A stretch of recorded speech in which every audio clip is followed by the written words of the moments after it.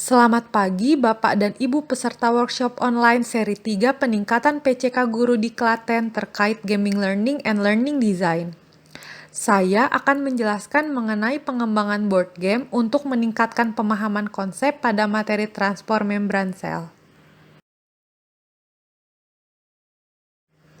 Board game atau yang kita kenal sebagai papan permainan diciptakan sebagai peralatan pendukung untuk memahami materi kompleks dan konsep ilmiah yang abstrak.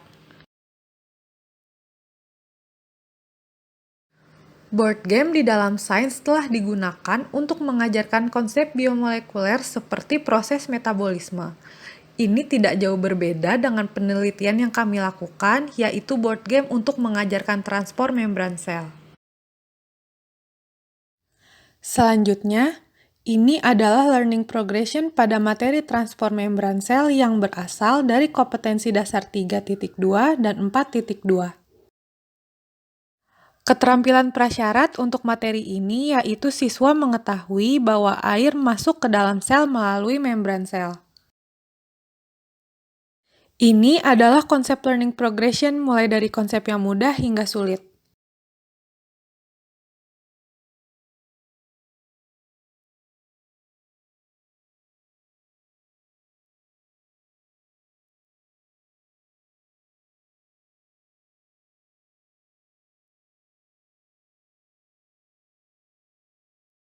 Selama ini, siswa mengalami kesulitan untuk memahami konsep difusi dan osmosis karena harus membayangkan proses kimiawi pada tingkat molekuler.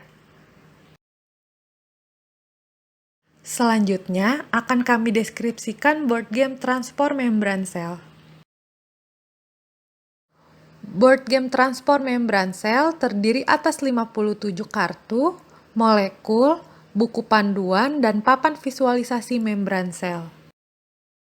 Di dalam buku panduan terdapat penjelasan mengenai komponen board game dan cara memainkannya.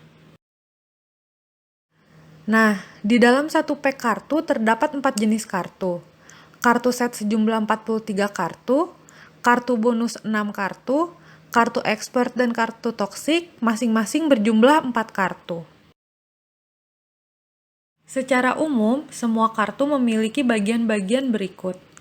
Konsep di bagian paling atas, ilustrasi di bagian tengah, kemudian jenis kartu di bagian bawah. Selanjutnya, angka di pojok kiri bawah menunjukkan jumlah kartu pasangannya yang juga berfungsi sebagai poin. Kartu set terdiri atas 6 konsep, yaitu transport aktif, difusi, osmosis, konsentrasi dan tonisitas, endositosis, dan eksositosis. Bisa kita lihat di sini ada kartu dengan konsep transport aktif, difusi, dan osmosis. Kartu konsep transport aktif memiliki 6 pasangan. Kemudian di bagian tengah yaitu kartu dengan konsep difusi memiliki 8 pasangan dan kartu osmosis memiliki 8 pasangan.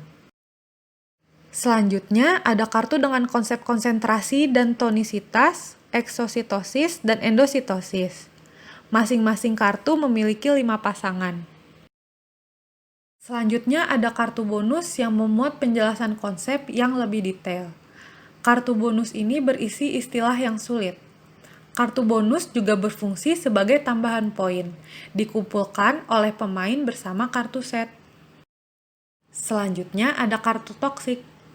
Jika pemain mendapat kartu ini, maka sebaiknya disimpan karena kartu ini bisa digunakan untuk menghambat lawan. Kartu toksik harus digunakan pada saat yang tepat. Selanjutnya terdapat kartu expert. Setelah pemain berhasil mengumpulkan kartu set dan melakukan permainan di atas papan, maka pemain berhak mendapatkan kartu ini. Selanjutnya terdapat molekul. Molekul diperoleh dengan menukarkan kartu set yang sudah lengkap. Molekul-molekul ini digunakan saat permainan dengan papan. Ada natrium, glukosa, H2O atau air, kalium, dan ATP. Pemain tercepat yang telah menukarkan kartu set dengan molekul bisa melakukan permainan molekul di atas papan. Permainan di atas papan dilakukan sesuai dengan konsep yang tertera pada kartu. Papan itu sendiri merupakan visualisasi dari membran sel. Permainan ini memiliki ketentuan, yaitu dilakukan oleh 3 hingga 5 orang. Jika dimainkan oleh 3 orang, maka tiap pemain mendapat 5 kartu. 4 orang mendapatkan 4 kartu. Dan jika dimainkan 5 orang, maka masing-masing mendapatkan 3 kartu. Permainan ini akan berjalan lebih baik apabila dipandu oleh guru. Tujuannya agar terjadi komunikasi. Kalaupun tidak ada guru, maka perlu pembaca panduan. Sekarang kita memasuki langkah permainannya. Pertama, pisahkan kartu expert. Selanjutnya, melakukan hum bimpa untuk menentukan giliran. Pemenang hum bimpa kemudian mengocok kartu dan membagikannya kepada pemain lain sesuai jumlahnya. Kartu yang masih tersisa diletakkan di tengah dalam kondisi terbalik. Setelah menerima kartu, pemain boleh mengeluarkan kartu yang tidak sesuai. Pemain mengambil kartu sisa atau mengambil kartu yang dibuang oleh pemain sebelumnya. Jika pemain mendapatkan kartu toksik, maka pemain bisa menyerang lawan. Langkah terakhir adalah bermain menggunakan molekul di atas papan. Posisi pemain diilustrasikan seperti pada gambar berikut ini. Kita lihat pemain pertama. Setelah kartu dikocok, pemain pertama mendapat 4 kartu berikut. 3 kartu berasal dari grup konsentrasi dan tonisitas, dan 1 kartu merupakan kartu dari grup transport aktif. Kartu dari grup yang berbeda dikeluarkan oleh pemain pertama, yaitu kartu transport aktif. Sekarang kita lihat kartu milik pemain kedua. Pemain kedua memiliki 4 kartu, yaitu 3 kartu transport aktif dan 1 kartu endositosis. Kemudian kartu endositosis dikeluarkan karena tidak sesuai dengan kartu lain. Masih ingat dengan pemain pertama yang mengeluarkan kartu transport aktif?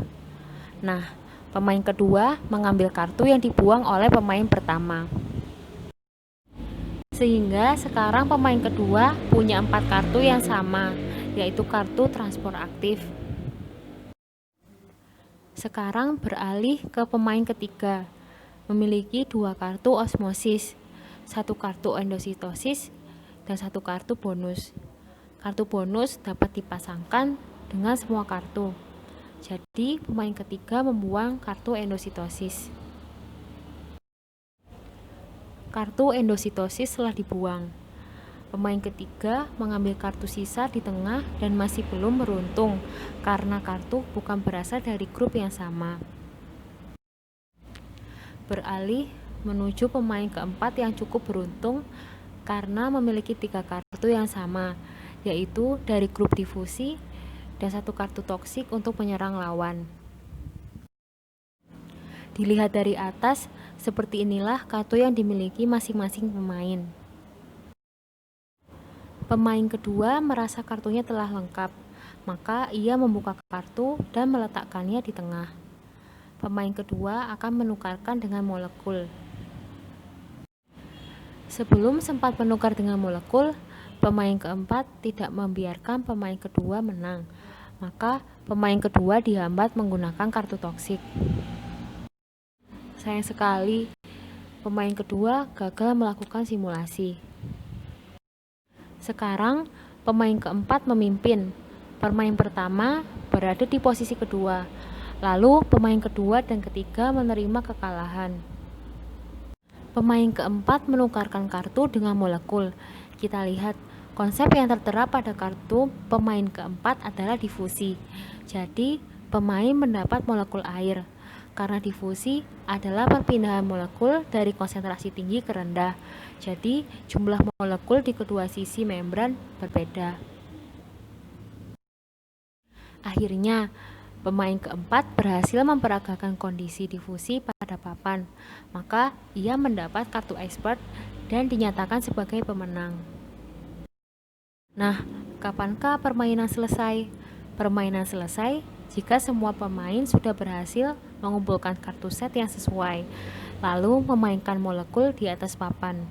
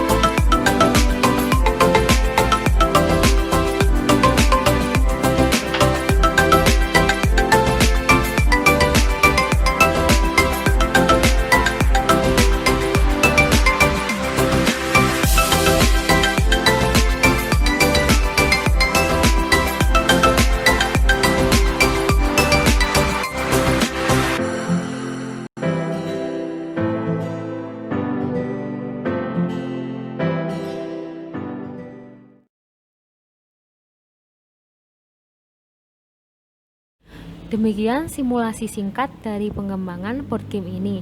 Sebagai penutup, ada pepatah yang mengatakan, kalau kita belajar lebih banyak dari kekalahan dari suatu permainan. Terima kasih.